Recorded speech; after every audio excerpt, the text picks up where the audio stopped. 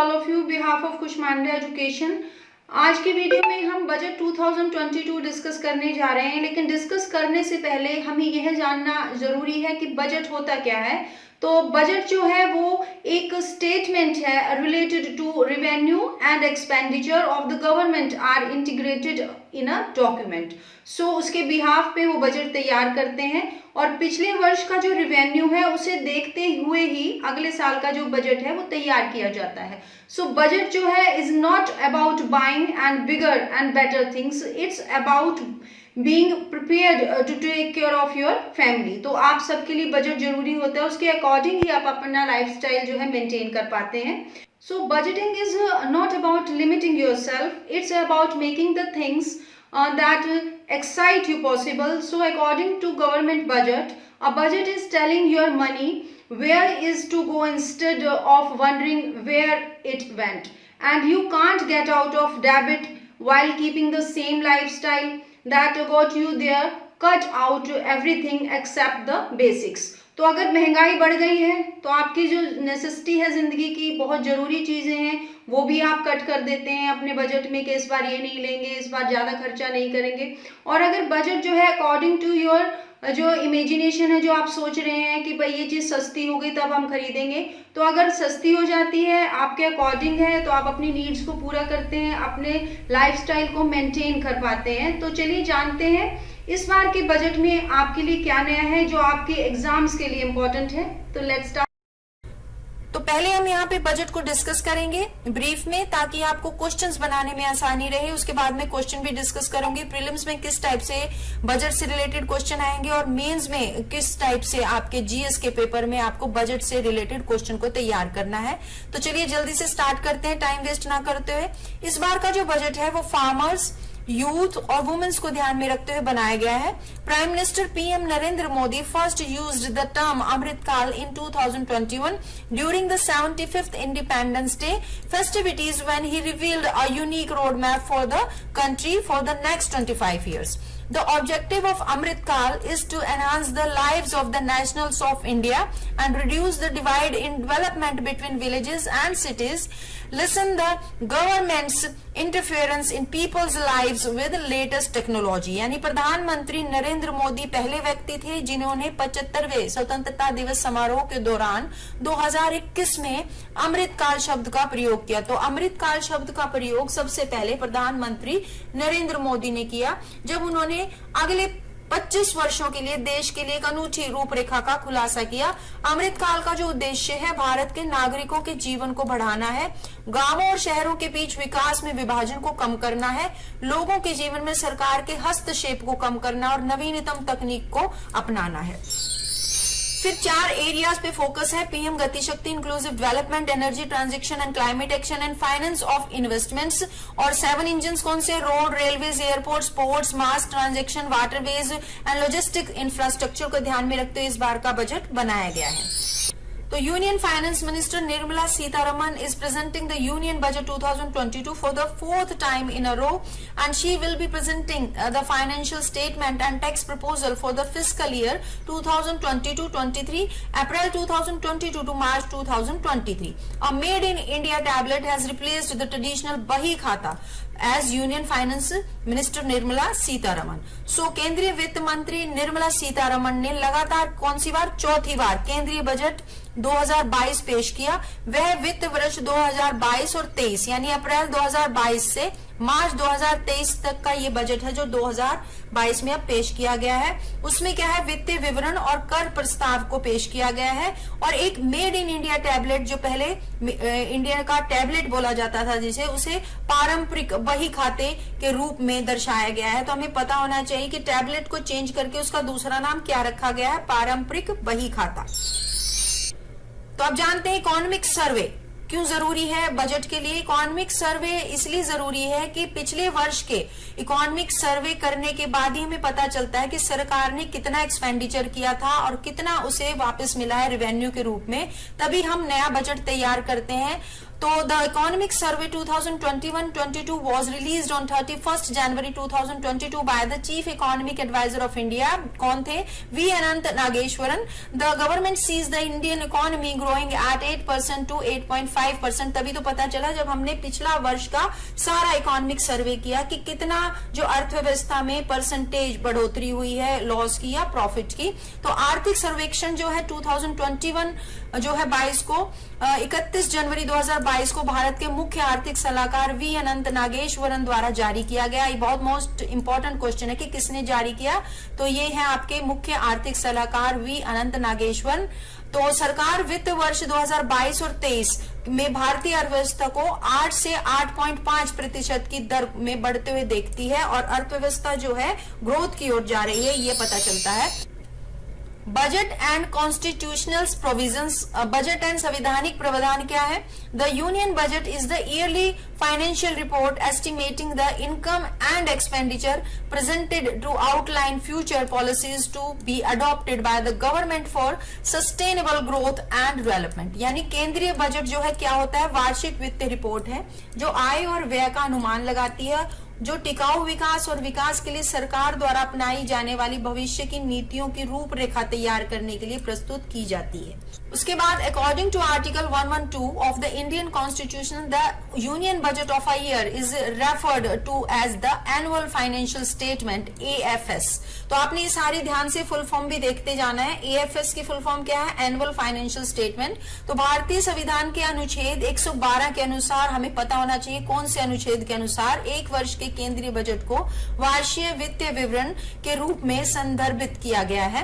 It is a statement of estimated रेसिप्ट्स and expenditure of the government. क्या होता है budget? In a financial year which begins, कब शुरू होता है इंपॉर्टेंट है, 1 अप्रैल of the current year and end of 31 March of the following year. यह एक वित्तीय वर्ष में सरकार की अनुमानित प्राप्तियां और व्यय का विवरण है, ये तो सबको पता ही है, लेकिन कब शुरू होता है यह जानना जरूरी है कि जो चालू वर्ष के 1 अप्रैल से शुरू हो जाता है और अगले वर्ष की 31 मार्च को समाप्त हो जाता है। The budget division of the Department of Economic Affairs in the Ministry of Finance is the nodal body responsible for preparing the budget। तो कौन रिस्पॉन्सिबल है आपको पता होना चाहिए, नोडल बॉडी। तो the first budget of independent India was presented in 1947। वित्त मंत्रालय में आर्थिक मामलों के विभाग का जो बजट है, प्रभाग बजट तैयार करने के लिए जिम्मेदार कौन है? नोडल निकाय है। ये क्वेश्चन इंपॉर्टेंट है। एंड स्वतंत्र भारत का पहला बजट जो है 1947 में पेश किया गया था। तो किसने पेश किया था ये भी हमें पता होना चाहिए। ये पेश किया था R.K. षणमुखम चेट्टी ने।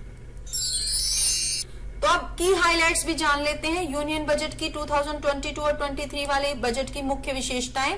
तो finance minister Nirmala Sitharaman while presenting the budget said that the country is expected to grow at 9.27%। यानी वित्त मंत्री निर्मला सीतारमन ने बजट पेश करते हुए कहा कि देश में 9.27% की दर से वृद्धि की उम्मीद है। तो पॉजिटिव इफेक्ट जा रहा है इकोनॉमी के लिए भारत की।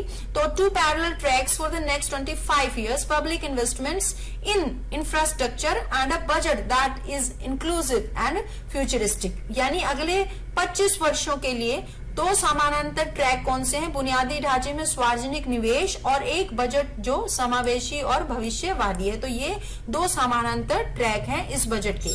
तो 7 फोकस एरियाज हम पहले डिस्कस कर चुके हैं। प्रधानमंत्री, गति शक्ति, समावेशी विकास, उत्पादकता वृद्धि, सूर्योदय के लिए अवसर, ऊर्जा संक्रमण, जलवायु कार्रवाई और निवेश का वित्त पोषण। This union budget seeks to lay the foundation, give a blueprint of the economy, our Amritkal of next 25 years from India at 75 to India at 100। तो हमें पता होना चाहिए कि अमृतकाल का जो पीरियड है वो कब से कब तक है। तो इंडिया का पीरियड जो है 75 टू इंडिया एट 100 है। तो ये क्या है? अमृतकाल की जो नींव रखने की अर्थव्यवस्था का एक खाका देने का प्रयास करता है ये बजट, और 75 पर भारत से 100 पर भारत तक को दर्शाया गया है। Production linked incentive schemes in 14 sectors with the potential to create 60 lakh new jobs and the additional new production of rupees 30 lakh crore, यानी 60 लाख नई नौकरियां पैदा करने की क्षमता के लिए बजट तैयार किया गया है। तभी मैं कह रही हूँ यूथ के लिए इंपॉर्टेंट है। और 14 क्षेत्रों में उत्पादन से जुड़ी प्रोत्साहन योजनाएं तैयार की गई हैं और 30 लाख करोड़ रुपए के अतिरिक्त नए उत्पादन यानी प्रोडक्ट मार्केट में आएंगे। तो बिजनेस को बढ़ावा देने के लिए भी यह बजट काफी पॉजिटिव है। तो startup will be promoted to facilities drone shakti to make drone a service in select ITIs in all states। Course will be started। तो ड्रोन शक्ति का जो सेवा बनाने के लिए सुविधा प्रदान करने के लिए स्टार्टअप को बढ़ावा दिया जाएगा इस बजट में, एंड सभी राज्यों में चुनिंदा ITI में कोर्स शुरू किए जाएंगे। तो काफी पॉजिटिव सोच को लेके यूथ के लिए ये बजट तैयार किया गया है। Emergency credit line guarantee scheme जो है to be extended up to March 2023, guaranteed covered extended by another rupees 50,000 crore. The total cover under the scheme is now rupees 5 lakh crore and additional amount has been earmarked for the hospitality sector. यानी आपातकालीन credit line guarantee योजना को बढ़ा दिया गया है, 2023 तक कर दिया गया है। तो emergency credit line guarantee scheme को कब तक बढ़ा दिया गया है? 2023 तक पता होना चाहिए। गारंटी कृत कवर को भी बढ़ा दिया गया है, 50,000 करोड़ रुपए ज्यादा बढ़ा दिया गया है। एंड इस योजना के तहत कुल कवर अब कितना होगा? 5 लाख करोड़ रुपए। तो सब डाटे आपने याद करने हैं प्रीलिम्स के क्वेश्चंस के लिए। केन बेतवा रिवर को हम क्यों इंपॉर्टेंट बोल रहे हैं यहाँ पे? क्योंकि उसे भी बजट में शामिल किया गया है। Announcement of Ken Betwa river linking project worth rupees 44605 crore to be beneficial for capital goods players. यानी पूंजीगत वस्तुओं के खिलाड़ियों के लिए फायदेमंद होगी कौन सी रिवर? केन बेतवा रिवर। हमें पता होना चाहिए। 44605 करोड़ रुपए की केन बेतवा नदी जोड़ परियोजना की घोषणा इस बजट में की गई है। And the government continually encouraging digital banking, taking forward 75 digital banking units will be set up in 75 districts. सरकार लगातार डिजिटल बैंकिंग को प्रोत्साहित कर रही है। आगे बढ़ते हुए 75 जिलों में 75 डिजिटल बैंकिंग इकाइयां स्थापित की जाएंगी। PM Modi's development initiatives for the Northeast will be implemented by the Northeastern Council. This will enable livelihood activities for the youth and women. This scheme is not a substitute for the existing Center of State schemes. यानी पूर्वोत्तर में के लिए PM Modi की विकास पहलों को पूर्वोत्तर परिषद द्वारा लागू किया जाएगा। इसमें युवाओं और महिलाओं के लिए आजीविका की गतिविधियों भी शामिल की जाएंगी। यह योजना मौजूदा केंद्र या राज्य योजनाओं का विकल्प नहीं है। नई योजनाएं पूर्वोत्तर क्षेत्र के लिए प्रधानमंत्री की विकास पहल PM डिवाइन पूर्वोत्तर में बुनियादी ढांचे और सामाजिक विकास परियोजनाओं के वित्त पोषण के लिए शुरू की गई है। तो PM डिवाइन योजना के बारे में आपको पता होना चाहिए कि नॉर्थ ईस्टर्न काउंसिल में कौन सी योजना को लागू किया गया है। तो वो है PM divine, new scheme prime minister's development initiative for north east region. PM divine जो launch to fund infrastructure and social development project in the north east, PM divine. तो ये इंपॉर्टेंट है। So issuance of e-passports will be rolled out in 2022 and 23 to make it easier for citizens. Ease of Business 2.0 will be launched. तो e-passport जारी करने की शुरुआत जो है 2022 and 23 में की जाएगी ताकि नागरिकों के लिए इसे आसान बनाया जा सके। Ease of Business 2.0 को लॉन्च किया जाएगा। या कि ये पासपोर्ट पहले ऐसा बनता था, अब उसमें चिप और थंब एक्सप्रेशन भी रखे जाएंगे। 5G spectrum auctions to be carried out in calendar 2022 to enable the launch of service within FY यानी फाइनेंशियल ईयर 2022 and 23 यानी वित्त वर्ष 22 और 23 के भीतर सेवाओं की शुरुआत को सक्षम करने के लिए कैलेंडर 2022 में 5G स्पेक्ट्रम नीलामी की जाएगी। यानी फोन्स जो है अब 5G बनने लगेंगे, अभी 4G आ रहे हैं। तो 5G के बारे में जान लेते हैं। Is the 5th generation of cellular network and it is expected to be one of the fastest wireless technologies ever created. यानी this is not to be confused with the 5G that you may see on your Wi-Fi router, which is referring to 5 GHz frequency for your internet network. यानी 5G cellular network की जो 5वीं पीढ़ी है ये, और यह अब तक बनाई गई सबसे तेज वायरलेस प्रौद्योगिकियों में से एक होने की उम्मीद है। यह 5G के साथ भ्रमित नहीं होना आपने, जिसमें आप अपने Wi-Fi रूटर पर देख सकते हैं जो कि इंटरनेट नेटवर्क के लिए 5 जो है गीगाहर्ट्ज आवृत्ति का उल्लेख कर रहा है यहाँ पे। तो काफी अच्छी स्कीम है। Animation, visual effects, gaming and comic sector को भी इस बजट में ध्यान रखा गया। Offers immense potential to employ youth and AVGC promotion task force with all stake holders will be set up to recommended ways to realise this and build domestic capacity for serving our markets and the global demands. यानी animation, दृश्य प्रभाव, gaming, comic क्षेत्र युवाओं को रोजगार देने की इस बजट में अपार क्षमता प्रदान की गई है। सभी हितधारकों के साथ एक AVGC संवर्धन टास्क फोर्स का गठन किया जाएगा जो इसे साकार करने के लिए हमारे बाजारों, वैश्विक मांगों की सेवा के लिए घरेलू क्षमता का निर्माण करने के तरीकों की सिफारिश करेगा। तो आपका जो है अब फ्यूचर गेमिंग इंडस्ट्री में भी हो सकता है। अब बात करते हैं हम सेज एक्ट की। SEZ act special economic zone act होता है, will be replaced with new legislation for the development of enterprises and hubs. It will cover the existing industrial enclave and enhance the competitiveness of exports. यानी उद्यमों और केंद्रों के विकास के लिए विशेष आर्थिक क्षेत्र अधिनियम को नए कानून के साथ जो है प्रतिस्थापित किया गया है एंड यह मौजूदा औद्योगिक एनक्लेव को कवर करेगा और निर्यात की प्रतिस्पर्धात्मकता को बढ़ाएगा। Effective capital expenditure of the central government is estimated rupees 10.68 lakh crore in 2022 and 23, about 4.1% of GDP। GDP क्या होती है? ग्रोस डोमेस्टिक प्रोडक्ट को GDP बोला जाता है, जिसका पूंजीगत व्यय का अनुमान जो है क्या लगाया गया है? 10.68 लाख करोड़ रुपए लगाया गया है, जो क्या है? सकल घरेलू उत्पाद का कितने परसेंट है? 4.1%।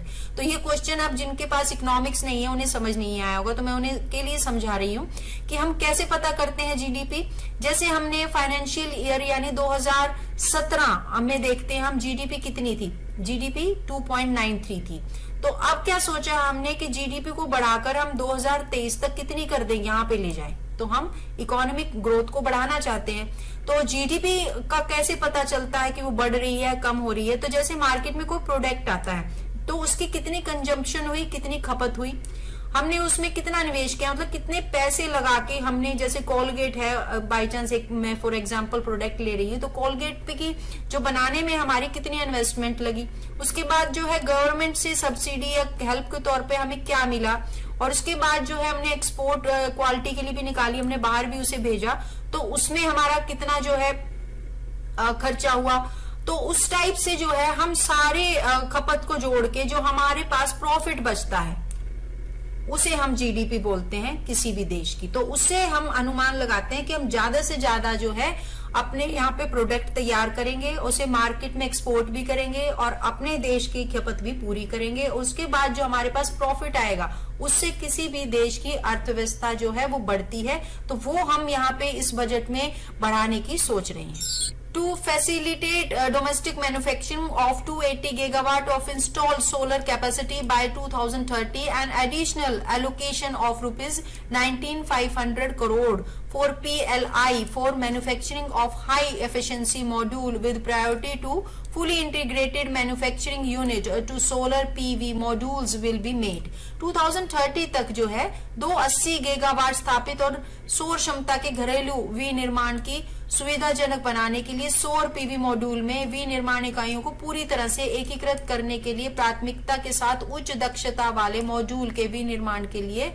PLI के लिए 19,500 करोड़ रुपए का अतिरिक्त आवंटन किया जाएगा। यानी जो है सोलर सिस्टम की प्रोडक्शन की ओर बहुत ध्यान दिया जाएगा और इसके बिजनेस को आगे बढ़ाया जाएगा, ज्यादा से ज्यादा यूज किया जाएगा 2030 तक।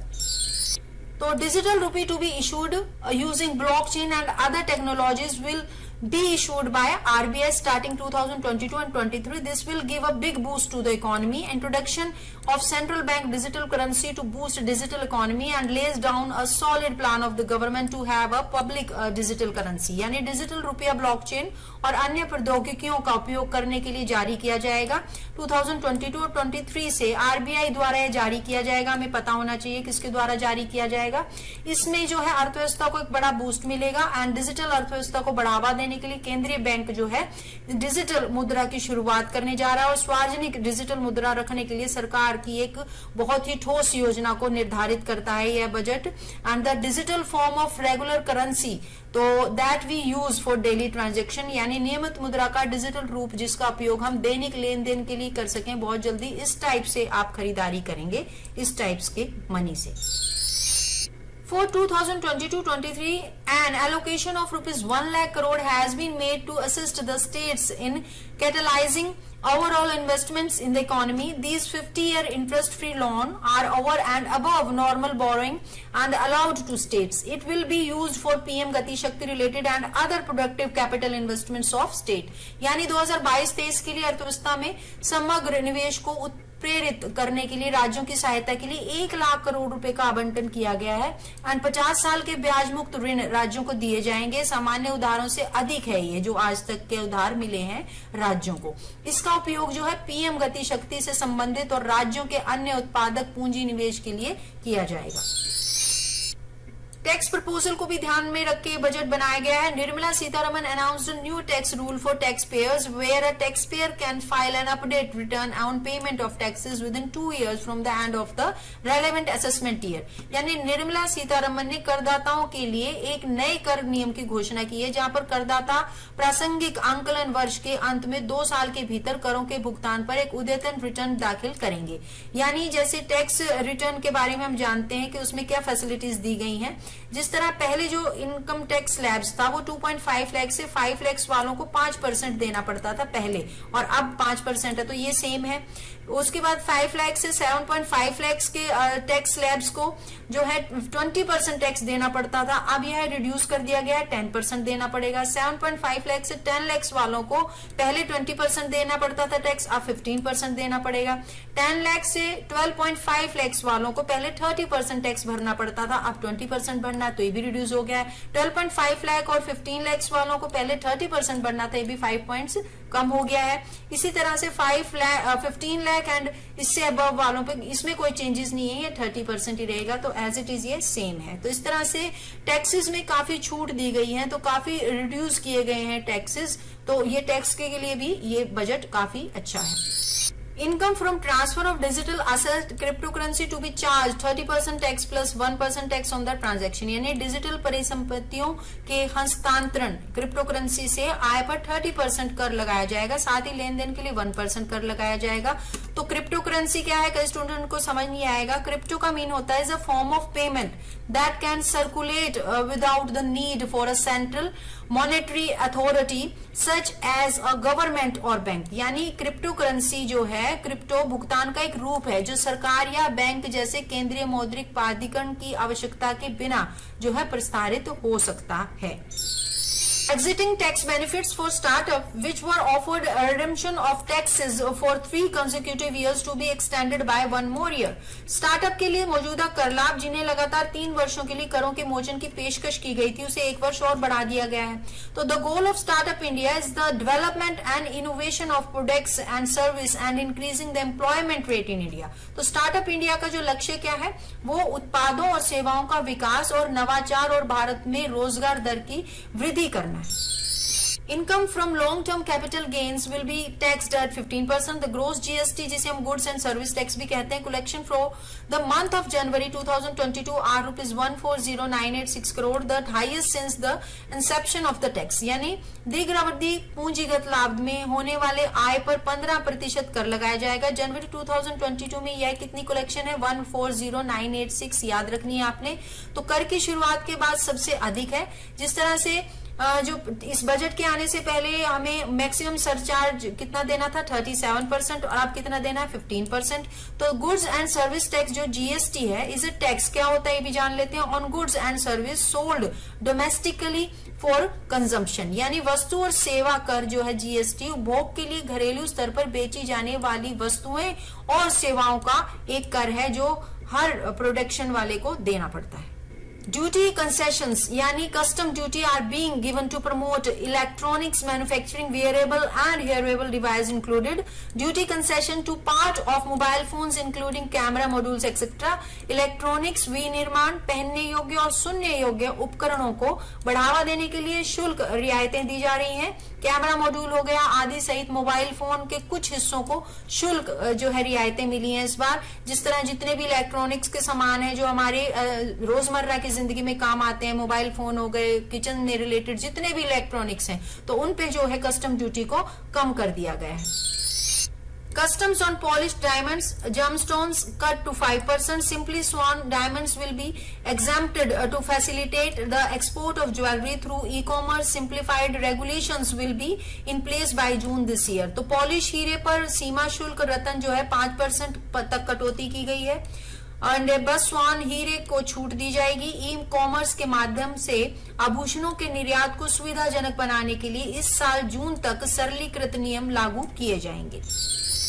Deduction for employer contribution to NPC increased to 14% from 10% earlier for state government employees on par with central government employees. No set off permitted against other income. यानी NPC की नियोक्ता योगदान के लिए कटौती केंद्र सरकार के कर्मचारियों के समान राज्य सरकार के कर्मचारियों के लिए पहले की 10% से बढ़ाकर 14% कर दी गई है। अन्य आय के विरुद्ध कोई सेट ऑफ अनुमति नहीं है। It means higher NPC contribution means a higher retirement corpus, यानी आपको रिटायरमेंट के बाद जो पेंशन स्कीम मिलेगी, नेशनल पेंशन स्कीम को बोलते हैं एनपीसी, वो आपकी ज्यादा होगी after retirement. Alternate minimum tax for cooperative societies to be cut to 15%. The proposal will reduce the surcharge on cooperative societies to be reduced from 12% to 7% for those whose income is between rupees 1 crore and rupees 10 crore. यानी सरकारी समितियों के लिए वैकल्पिक न्यूनतम कर को घटाकर 15% कर दिया गया है। प्रस्ताव सरकारी समितियों पर अधिभार को 12% से घटाकर 7% करने के लिए होगा, जिसकी आय 1 करोड़ रुपए से 10 करोड़ रुपए के बीच में है। यानी पहले जो ये टैक्स था वो कितना था, वो 18.5% था, जिसे कम करके 15% कर दिया गया है। Unblended fuel to get an additional duty of 2 rupees per liter from October 2022. 1 अक्टूबर से जो है बिना ब्लेंडिंग वाले फ्यूल पर 2 रुपए प्रति लीटर के हिसाब से उत्पाद शुल्क यानी एक्साइज ड्यूटी लगाई जाएगी, जिसका मतलब है कि 1 अक्टूबर से आपको बिना ब्लेंडिंग वाले फ्यूल मतलब डीजल और पेट्रोल पर 2 रुपए ज्यादा चुकाने होंगे। इट मीन्स जो है the government is taking various step to boost ethanol production as well as its consumption, यानी सरकार इथेनॉल उत्पादन को बढ़ावा देने के लिए साथ साथ उसकी खपत भी बढ़ाने के लिए विभिन्न कदम उठा रही है इस बजट के according. Finance minister announced a reduction of surcharge on unlisted share from 28.5% to 23%, यानी वित्त मंत्री ने गैर सूचीबद्ध शेयरों पर अतिभार को 28.5% से घटाकर 23% करने की घोषणा की है। स्टार्टअप से बाहर निकलने में इससे आसानी होगी जो भी स्टॉक मार्केट में शेयर खरीदते या बेचते हैं। सो इसका जो इम्पैक्ट क्या पड़ेगा, निवेशक निकास और निवेश मंथन की सुविधा उन्हें प्रदान की गई है इस बजट में। तो ग्रोस डोमेस्टिक प्रोडक्ट यानी GDP is the monetary value of all finished good and service made with in a country during a specific period. GDP provides an economic snapshot of a country, यानी सकल घरेलू उत्पाद एक विशिष्ट अवधि के दौरान किसी देश के भीतर बनाए गए सभी तैयार वस्तुओं और सेवाओं का मौद्रिक मूल्य है। सकल घरेलू उत्पाद एक देश का एक आर्थिक स्नैपशॉट प्रदान करता है। India's GDP is projected at 9.2% for the financial year 2022 which is the highest amongst all large economies। वित्त वर्ष जो है 2022 के लिए भारत की जो जीडीपी है 9.2% रहने का अनुमान है, जो सभी बड़ी अर्थव्यवस्थाओं में सबसे अधिक है। डेफिसिट एक्सपेंडिचर यानी घाटा और व्यय के बारे में जानते हैं। proposes a fiscal deficit of 4.5% of GDP by 2025 and 26 and सकल घरेलू उत्पाद जो है 4.5% के राष्ट्रकोषीय घाटे का प्रस्ताव इस बजट में रखा गया है। Revised fiscal deficit for 2021 and 22 at 6.9% of GDP, यानी जो 21 और 22 के लिए संशोधित राष्ट्रकोषीय घाटा था वो कितना था, 6.9%। फिस्कल डेफिसिट समझने से पहले तो चलिए पहले मैं आपको बताती हूँ, काफी स्टूडेंट्स को समझ नहीं आ रहा होगा कि क्या लक्ष्य है, क्या है फिस्कल डेफिसिट। तो फिस्कल डेफिसिट क्या होता है, कोई भी गवर्नमेंट किसी रोड या फ्लाईओवर को बनाने के लिए जितना पैसा स्पेंड करती है उस फ्लाईओवर या रोड को बनाने के लिए हम टोल के रूप में उसे वापस देते हैं तो उन्हें रेवेन्यू की प्राप्ति होती है। तो अगर वो स्पेंड की गई मनी उनके पास वापस से पहुंच जाती है हमारे द्वारा तो उनके कोई घाटा नहीं होता है। लेकिन अगर उनकी जो स्पेंड की गई मनी उनके पास नहीं पहुंचती है रेवेन्यू के रूप में तो उन्हें घाटा होता है, जिसे हम राजकोषीय घाटा कहते हैं। उसका लक्ष्य जो है सेट एट 6.4% जो है फॉर फाइनेंशियल ईयर 2023 के लिए रखा गया है। इट मींस राजकोषीय घाटा आपकी समझ में आ गया होगा, उसका लक्ष्य 6.4% है। फिर फाइनेंशियल ईयर 2023 टोटल एक्सपेंडिचर जितना सरकार का खर्चा हुआ वो कितना है, सीन रुपीज 3945 लाख करोड़ जो है, वित्त वर्ष 2023 का कुल खर्च 3945 लाख करोड़ रहा। यानी total receipts other than borrowing seen at rupees 22.84 lakh crore. उधार लेने के अलावा कुल प्राप्तियां जो है जितनी लोगों से उन्हें रेवेन्यू के रूप में प्राप्त हुई वो कितनी है, 22.84 लाख करोड़ रुपए देखी गई हैं। तो काफी घाटा उन्हें नहीं हुआ है इस साल। State will be allowed 4% fiscal deficit to GDP in financial year 2023। यानी जो हम अभी सेंट्रल की बात कर रहे थे राजकोषीय घाटे का लक्ष्य जो था, अब स्टेट्स को कितना लक्ष्य दिया गया है कि आप इतना घाटा ले सकते हैं, वो है आपका 4% राजकोषीय घाटे की अनुमति दी गई है। 50-year interest free loan over and above normal borrowing allotted to state, यानी राज्यों को सामान्य उधार से अधिक 50 साल के ब्याज से मुक्त किया गया है। जो उन्हें ऋण दिया जाएगा तो उस पे ब्याज नहीं लगेगा कोई भी। And scheme for financial assistance to states for capital investment outlay to be 1 trillion rupee in 2022 and 23, यानी पूंजी निवेश परिव्यय के लिए राज्यों को वित्तीय सहायता की जो योजना बनाई गई है वो क्या है, 1 ट्रिलियन रुपए की होगी। 100% of 1.5 lakh post offices will come on the core banking system, enabling financial inclusion and access to accounts through net banking, mobile banking, ATMs, and also providing online transfer of funds between post office accounts and bank accounts। यानी 1.5 लाख डाकघरों में से 100% core banking प्रणाली पर उन्हें लाया जाएगा, जिसमें net banking, mobile banking, ATM के माध्यम से वित्तीय समावेशन और खातों तक पहुंच को सक्षम किया जाएगा। और पोस्ट ऑफिस खातों और बैंक खातों के बीच जो धन का ऑनलाइन हस्तांतरण लेन देन है उन्हें अच्छे से किया जा सके, तो सारा लेन देन जो है ऑनलाइन ट्रांसफर किया जाएगा। तो कोर बैंकिंग क्या है, can be defined as a bank end system that processes जो है bank transaction across the various branches of a bank. तो कोर बैंकिंग को एक बैंक एंड सिस्टम के रूप में परिभाषित किया जा सकता है जो बैंक की विभिन्न शाखाओं के बैंकिंग लेन देन को संसाधित करता है। तो कोर बैंकिंग सिस्टम जो है CBS किसके लिए हेल्पफुल होगा, this will be helpful especially for farmers and senior citizen in rural areas, enabling interoperability and financial inclusion. यानी यह विशेष रूप से ग्रामीण क्षेत्रों में किसान और वरिष्ठ नागरिकों के लिए सहायक होगा, जिसमें इंटरऑपरेबिलिटी एंड वित्तीय समावेशन को सक्षम किया जा सकेगा। जैसे डिपॉजिट्स हो गया, बेसिक क्लाइंट डाटा हो गया, लोन्स मॉर्टगेज हो गया, एंड पेमेंट एंड कार्ड्स होगी, स्टेटमेंट प्रोडक्शन होगी, सारा जो है ये कोर बैंकिंग सिस्टम के थ्रू किया जाएगा। नेशनल टेली हेल्थ प्रोग्राम क्या है, तो नेशनल टेली हेल्थ प्रोग्राम जो है, Sitharaman announced a national tele health program in budget 2022 an open platform for the national digital health ecosystem will be rolled out. It will consist of digital registries of health providers and health facilities, unique health identity and universal access to health facilities. The pandemic has mental health problem in people of all ages। यानी सीतारमन ने budget 2022 में एक राष्ट्रीय tele health कार्यक्रम की घोषणा की है। राष्ट्रीय डिजिटल स्वास्थ्य परिस्थितिकी तंत्र के लिए खुला मंच जो है शुरू किया जाएगा। इसमें स्वास्थ्य प्रदाताओं और स्वास्थ्य सुविधाओं को डिजिटल रजिस्ट्रियां होगी, अद्वितीय स्वास्थ्य पहचान और स्वास्थ्य सुविधाओं तक सार्वभौमिक रूप से सब लोगों के पास पहुंच पाएंगी। अब एजुकेशन सेक्टर के बारे में हम बात करते हैं। States will be encouraged to revise syllabus of agriculture universities to meet need of natural zero budget organic farming. Modern day agriculture 1 class 1 TV channel program of PM E-Vidya will be expanded from 10 to 200 TV channels. This will enable all states to provide supplementary education in regional languages for class 1 to 12। यानी राज्यों को प्राकृतिक, शून्य budget और जैविक खेती, आधुनिक कृषि की जरूरतों को पूरा करने के लिए कृषि विश्वविद्यालयों के पाठ्यक्रम को संशोधित करने के लिए प्रोत्साहित किया जाएगा। PM जो है ई-विद्या के एक क्लास 1 TV चैनल के कार्यक्रम को 12 से 200 TV चैनलों तक बढ़ाया जाएगा। इसमें सभी राज्य कक्षा 1 से 12 तक के लिए क्षेत्रीय भाषाओं में पूरक शिक्षा प्रदान कर सकेंगे।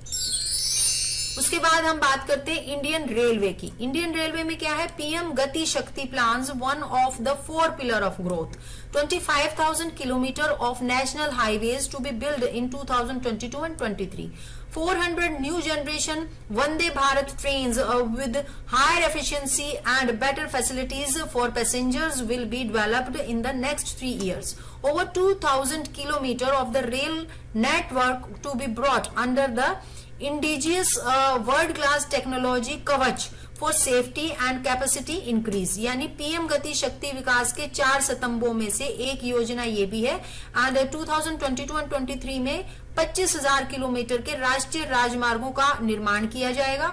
अगले 3 वर्षों में यात्रियों के लिए उच्च दक्षता और बेहतर सुविधाओं के साथ 400 नई पीढ़ी जो है कि वंदे भारत ट्रेन विकसित की जाएंगी। सुरक्षा और क्षमता वृद्धि के लिए 2000 किलोमीटर से अधिक रेल नेटवर्क को स्वदेशी विश्व स्तरीय प्रौद्योगिकी यानी कवच के तहत लाया जाएगा। अब इंडिया फार्मर के लिए बजट में क्या है, purchase of wheat in rabi season 2021-22 and the estimated purchase of paddy in the kharif season 2021-22 will cover 1208 lakh metric tons of wheat and paddy from 163 lakh farmers and rupees 2.37 lakh crore will be the direct payment of MSP value to their accounts। यानी रबी season 2021-22 में गेहूं की खरीद और खरीफ season 2021 और 22 में धान की अनुमानित खरीद में 163 लाख किसानों से 1208 लाख मीट्रिक टन गेहूं और धान शामिल होंगे और 2.37 लाख करोड़ रुपए उनके खाते में एमएसपी मूल्य का सीधा भुगतान जो है सरकार करेगी। Chemical free natural farming to be promoted in India, use of drone to be promoted for crop assessment, digitalization of land records, spraying of insecticides and nutrients, fund to be facilitated through NABARD यानी National Bank for Agriculture and Rural Development के through to finance startups for agriculture and rural enterprise which are relevant for the farm produce value chain. यानी भारत में रसायन मुक्त प्राकृतिक खेती को बढ़ावा दिया जाएगा। फसल मूल्यांकन, भू अभिलेखों के डिजिटलीकरण, कीटनाशकों और पोषक तत्वों के छिड़काव के लिए ड्रोन के उपयोग को बढ़ावा दिया जाएगा। कृषि और ग्रामीण उद्यमों के लिए, स्टार्टअप के लिए, वित्त पोषण के लिए नाबार्ड बैंक जो है राष्ट्रीय कृषि और ग्रामीण बैंक भी बोलते हैं, जिसके माध्यम से निधि की सुविधा प्रदान की जाएगी, लोन की सुविधा प्रदान की जाएगी जो कृषि उपज मूल्य श्रृंखला के लिए प्रासंगिक है। यानी नेचुरल और केमिकल फ्री जो है खेती पर ज्यादा जोर दिया जाएगा ताकि लोग ज्यादा स्प्रे ना करें और हमें जो सब्जी या जो फल या जो गेहूं मिले वो उसमें इम्यूनिटी ज्यादा हो और केमिकल वगैरह कम हो। सो इंफ्रास्ट्रक्चर पीएम आवास योजना, तो इन 2022 and 23 80 lakhs houses will be completed for identified beneficiaries of PM Awas Yojana.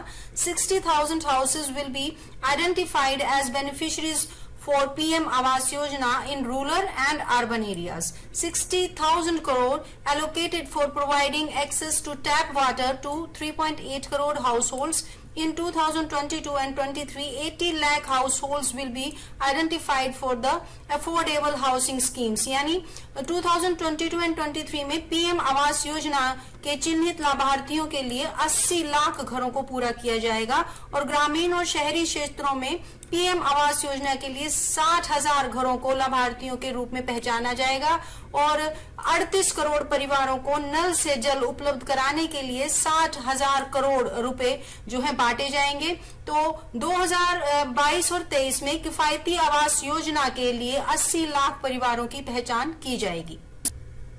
Defence में क्या है इस बजट में, 68% of the capital procurement budget for defence to be earmarked for domestic industry to promote Atmanirbhar Bharat and reduce dependence on imports। यानी this is up from 58% last physical.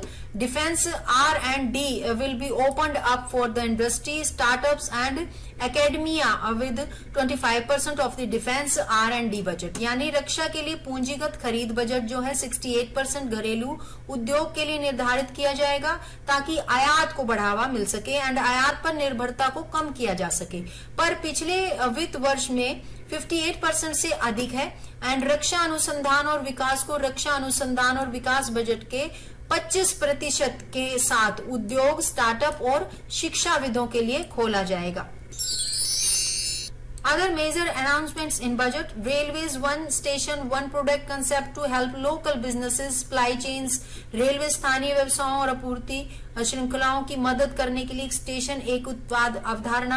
पर्वतमाला क्या है? It is a national ropeway development programme Parvatmala to be taken up on PPP mode, यानी पर्वतमाला यह एक राष्ट्रीय ropeway विकास कार्यक्रम है जिसे पीपीपी मोड में शुरू किया जाएगा। किसान ड्रोन क्या है? For crop assessment, digitalisation and land record, spraying of insecticides and nutrients, यानी किसान ड्रोन फसल मूल्यांकन, भूमि रिकॉर्ड के डिजिटलीकरण, कीटनाशकों और पोषक तत्वों के छिड़काव के लिए स्कीम है। एमएसएमई क्या है? उद्यम e Shram, NCS and ASEEM portal to be interlinked, यानी MSME उद्यम e Shram, NCS and ASEEM पोर्टलों को आपस में जोड़ा जाएगा। स्किल डेवलपमेंट प्रोग्राम क्या है? Digital ecosystem for skilling and livelihood, यानी DESH stack e portal will be launched on to empower citizen to skill, reskill और upskill through one line training. कौशल विकास, कौशल और आजीविका के लिए डिजिटल पारिस्थितिकी तंत्र है जो क्या है?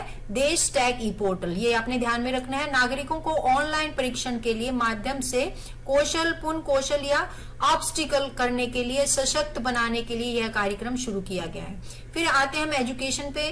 One class one TV channel program किससे रिलेटेड आपको पता होना चाहिए? PME Vidya to be expanded of कितने चैनल्स? 200 टीवी चैनल्स के लिए विस्तृत किया जाएगा। तो हेल्थ के बारे में an open platform for the national digital health ecosystem to be rolled out. तो हेल्थ के बारे में कौन सा प्रोग्राम 2022 में रखा गया है? तो आपको पता होना चाहिए national digital health ecosystem. Sunrise opportunities, government contribution to be provided for R&D in sunrise opportunities like artificial intelligence हो गया आपका, geospatial systems हो गए and drones हो गया, semiconductor and its ecosystem, space economy हो गया आपका, and genomics हो गए and pharmaceuticals हो गए and green energy and clean mobility systems हो गए। तो ये सब क्या है? उनके लिए सूर्योदय के अवसर में अनुसंधान और विकास के लिए सरकारी योगदान को प्रदान किया जाएगा। फिर उसके बाद है GIFT, IFSC, ये क्या होता है? World class foreign universities and institutions to be allowed in the GIFT city. GIFT and IFSC यानी विश्व स्तरीय विदेशी विश्वविद्यालयों और संस्थानों को जो है GIFT सिटी में अनुमति दी जाएगी। An international arbitration center to be set up for timely settlement of disputes under international jurisprudence, यानी अंतर्राष्ट्रीय न्याय शास्त्र के तहत विवादों के समय पर निपटान के लिए एक अंतर्राष्ट्रीय केंद्र की स्थापना की जाएगी। And Saksham Anganwadi, new generation Anganwadi, integrated benefits to women and children through mission Shakti, mission Vatsalya, Saksham anganwadi and पोषण 2.0। तो ये सब जो प्रोग्राम है इनमें क्या होगा? महिलाओं और बच्चों के लिए एकीकृत लाभ प्रदान किए जाएंगे। Vibrant village program, vibrant village program जो है for development of border villages with sparse population and limited connectivity and infrastructure on the northern border, यानी वाइब्रेंट विलेज प्रोग्राम जो है क्या है? वो उत्तरी सीमा पर कम आबादी, सीमित कनेक्टिविटी और बुनियादी ढांचे के साथ सीमावर्ती गांवों के विकास के लिए वाइब्रेंट गांव का एक प्रोग्राम है। तो इस तरह से आपने पूरा बजट हमने डिस्कस कर लिया है। अब मैं आपको बताऊंगी प्रीलिम्स और मेन से रिलेटेड आपके क्वेश्चन इस पर कैसे बनेंगे। तो सबसे पहले क्वेश्चन बनेगा आपका प्रीलिम्स के लिए, finance minister Nirmala Sitharaman while presenting the budget said that the country is expected to grow at %। कितना % एक्सपेक्ट कर रही हैं जो हमारी फाइनेंस मिनिस्टर हैं? तो आपको इस तरह से 4 ऑप्शन दिए होंगे, आपको करेक्ट ऑप्शन चूज करना होगा। तो आपको पता होना चाहिए 9.27। And second question, according to which article of the Indian constitution the union budget of a year is referred to as the annual financial statement, यानी भारतीय संविधान के किस अनुच्छेद के अनुसार एक वर्ष के केंद्रीय बजट को वार्षिक वित्तीय विवरण के रूप में संदर्भित किया गया है? तो वो है आपका आर्टिकल 112। फिर थर्ड क्वेश्चन है आपका, how many digital banking system will be set up in 75 districts by scheduled commercial banks, यानी अनुसूचित वाणिज्य बैंकों द्वारा 75 जिलों में कितनी डिजिटल बैंकिंग प्रणाली स्थापित की जाएंगी, तो वो आपको पता होना चाहिए option C 75%। How many focus area of budget are presented in union budget 2022 and 23, यानी केंद्रीय बजट 2022 और 23 में बजट के कितने फोकस क्षेत्र प्रस्तुत किए गए हैं, तो वो है आपका ऑप्शन ए 7। अब क्वेश्चन 5 है, how many new generation Vande Bharat trains with higher efficiency and better facilities for passenger will be developed in the next year, तो अगले 3 वर्षों में यात्रियों के लिए उच्च दक्षता और बेहतर सुविधाओं के लिए नई पीढ़ी की वंदे भारत ट्रेनों को विकसित किया जाएगा, तो कितनी ट्रेनों को विकसित किया जाएगा, option C 400। And how many post offices will come on the core banking system, तो वो है आपका ऑप्शन डी 1.5 लाख। इस तरह से आपके क्वेश्चन आएंगे, देखते जाइए। And what is the fiscal deficit target set for FY23, यानी फाइनेंशियल ईयर 2023 के लिए राजकोषीय घाटे का लक्ष्य जो है क्या निर्धारित किया गया है, वो है ऑप्शन डी 6.4%। फिर है income from transfer of digital assets crypto currency to be charge tax plus 1% tax on the transaction, तो ये है आपका यहाँ पे B 30%। The surcharge on cooperative society to be reduced from 12% to dash for those whose income is between 1 crore and rupees 10 crores, तो सहकारी समितियों पर अधिभार को 12% से घटाकर कितने प्रतिशत किया जाएगा, ये पूछा गया उन लोगों के लिए जिनकी आय 1 करोड़ रुपए से 10 करोड़ के बीच में है, तो आपको पता होना चाहिए ऑप्शन डी 7%। फिर उसके बाद है, Nirmala Sitharaman announced a new tax rule for tax payer where a tax payer can file an updated return on payment of taxes with in, यानी निर्मला सीतारमन ने करदाताओं के लिए एक नए कर नियम की घोषणा की, जहां एक करदाता करों के भुगतान पर एक उद्यतन रिटर्न दाखिल कर सकता है, तो वो कितना साल रखा गया है, तो 2 इयर्स आपका। उसके बाद है, Nirmala Sitharaman is presenting the union budget for the how many time in a row, तो निर्मला सीतारमन लगातार कितनी बार जो है केंद्रीय बजट पेश कर रही है, तो ये 4th टाइम है उनका, तो डी जो है ऑप्शन सही रहेगा। 1 class 1 TV channel program of dash will be expanded from 10 to 200 TV channels, यानी डैश के एक वर्ग एक टीवी चैनल के कार्यक्रम को 12 से 200 टीवी चैनलों तक बढ़ाया जाएगा, तो ये किस स्कीम के तहत है ये, तो ये है आपका option A PM-E Vidya scheme के तहत। What are the GST collection for the month of January 2022? जनवरी 2022 के महीने के लिए GST संग्रह क्या है, ये आपका option D ₹140,986 crore. Production linked incentive schemes in 14 sectors with the potential to create how many new jobs, तो ये आपका option D 30 lakhs jobs. Defense R&D will be opened up for university, startup and academia with dash of the defense R&D budget. रक्षा अनुसंधान और विकास को रक्षा अनुसंधान और विकास budget के साथ उद्योग, स्टार्टअप और शिक्षाविदों के लिए खोला जाएगा, तो ये आपका ऑप्शन होगा 25% के लिए खोला जाएगा।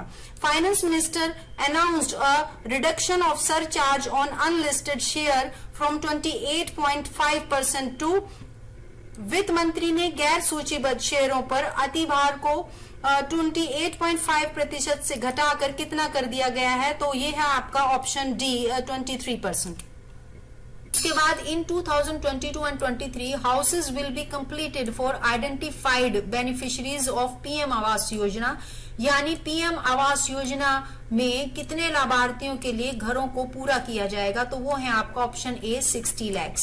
तो when was the first budget of independent India introduce, स्वतंत्र भारत का पहला बजट कब पेश किया गया था, ये था ऑप्शन डी 1947 को पेश किया गया था। Who hold the record for delivering the longest budget speech in India? तो भारत में सबसे लंबे समय तक बजट भाषण देने का रिकॉर्ड जो है वो किसके नाम है, वो ऑप्शन ए है निर्मला सीतारमन। इन्होंने बजट 2020 और 21 में she spoke for 2 hours and 42 minutes करके ये रिकॉर्ड कायम किया था, तो ऑप्शन ए आपका सही रहेगा। फिर है आपका question, deduction for employer contribution to NPS increase to from 10% earlier for state government employ on पर विद सेंट्रल गवर्नमेंट एम्प्लॉयज, यानी एनपीएस के नियोक्ता योगदान के लिए कटौती केंद्र सरकार के कर्मचारियों के बराबर राज्य सरकार के कर्मचारियों के लिए पहले 10% से बढ़ाकर अब कितनी कर दी गई है? ये ऑप्शन डी है आपका, 14% कर दी गई है। Which bank will introduce a digital rupee in India? तो कौन सा बैंक भारत में डिजिटल रुपए की शुरुआत करेगा? ये ऑप्शन ए है, RBI. Finance Minister Nirmala Sitharaman announced how much increase in capital expenditure for financial year 2022 and 23। वित्त मंत्री निर्मला सीतारमन ने घोषणा की कि वित्त वर्ष 2022 और 23 के लिए पूंजीगत व्यय में कितनी वृद्धि हुई है? तो यह है ऑप्शन आपका सी, 35%। उसके बाद custom duty for cut and polished diamonds has been reduced to how much %? कटे हुए और पॉलिश किए गए हीरे के लिए कस्टम ड्यूटी को कितने प्रतिशत तक कम कर दिया गया है? यह है option A, 5%। The customs duty on umbrellas has been raised to how much? तो सीमा शुल्क को बढ़ाकर कितना कर दिया गया है? तो ये है आपका 20%, ऑप्शन डी। फिर है which among the following commodities will become costly after the union budget 2022 and 23 presentation, यानी केंद्रीय बजट 2022 एंड 23 की प्रस्तुति के बाद निम्नलिखित में से कौन सी वस्तु महंगी हो जाएगी? ये आपकी हो जाएगी option A, umbrella. The custom duty on imitation jewelry and chemicals has also been reduced, while the custom duty on umbrella has been increased to 20%। यानी नकली गहने और रसायनों पर सीमा शुल्क भी कम कर दिया गया है, जबकि छतरियों पर सीमा शुल्क को बढ़ा दिया गया है। Who released the economic survey? आर्थिक सर्वेक्षण किसने जारी किया?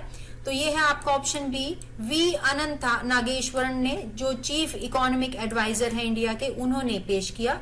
उसके बाद है who presented the first budget of independent India? स्वतंत्र भारत का पहला बजट किसने पेश किया था? ये है आपके आर के षणमुखम चेट्टी ने जो है प्रस्तुत किया था सबसे पहला budget. Who responsible for preparing the budget? तो बजट तैयार करने के लिए कौन जिम्मेवार है? ये है आपकी nodal body, ministry of finance is the nodal body, यानी वित्त मंत्रालय नोडल निकाय के द्वारा जो है ये बनाया जाता है। उसके बाद है which river linking project worth ₹44605 crore to be beneficial for capital goods players, यानी 44605 करोड़ रुपए की कौन सी नदी जोड़ने की परियोजना पूंजीगत वस्तुओं के खिलाड़ियों के लिए फायदेमंद साबित होगी? ये है आपकी ऑप्शन बी, केन बेतवा रिवर, जो नॉर्थ ऑफ होशंगाबाद मध्य प्रदेश में स्थापित है।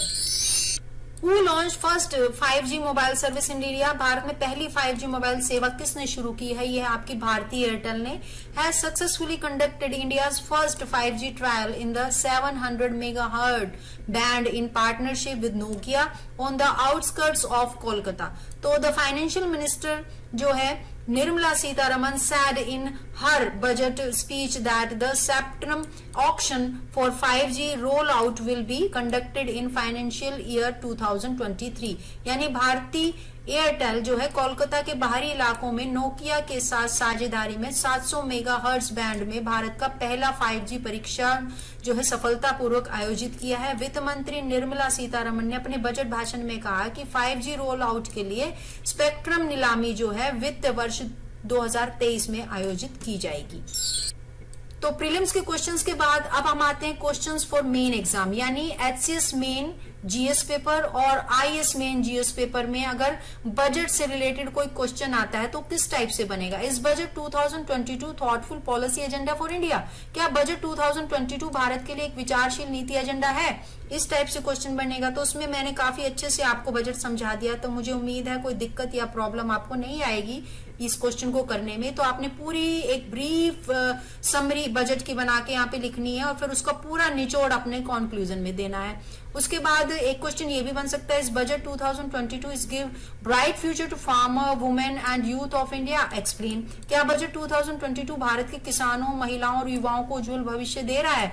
तो ये मेंस के क्वेश्चन बनेंगे। अगर आपको लगता है दे रहा है तो वो एक्सप्लेन कीजिए। पूरा बजट आपने डिटेल में किया है यहाँ पे, और पूरा आप निचोड़ दे सकते हैं और आप बता सकते हैं कि किसानों के लिए कौन सी स्कीम है, महिलाओं के लिए कौन सी स्कीम है, युवाओं के लिए कौन सी स्कीम है और क्या वाकई ये बजट जो है इन तीनों के लिए बेस्ट है। और अगर है तो अपने व्यूज लिखिए कमेंट बॉक्स में, आप बता सकते हैं हमें अगर कोई भी प्रॉब्लम बजट से रिलेटेड है तो। अगर वैसे मुझे उम्मीद है किसी को कोई प्रॉब्लम नहीं आएगी, काफी डिटेल में मैंने एक्सप्लेन किया है।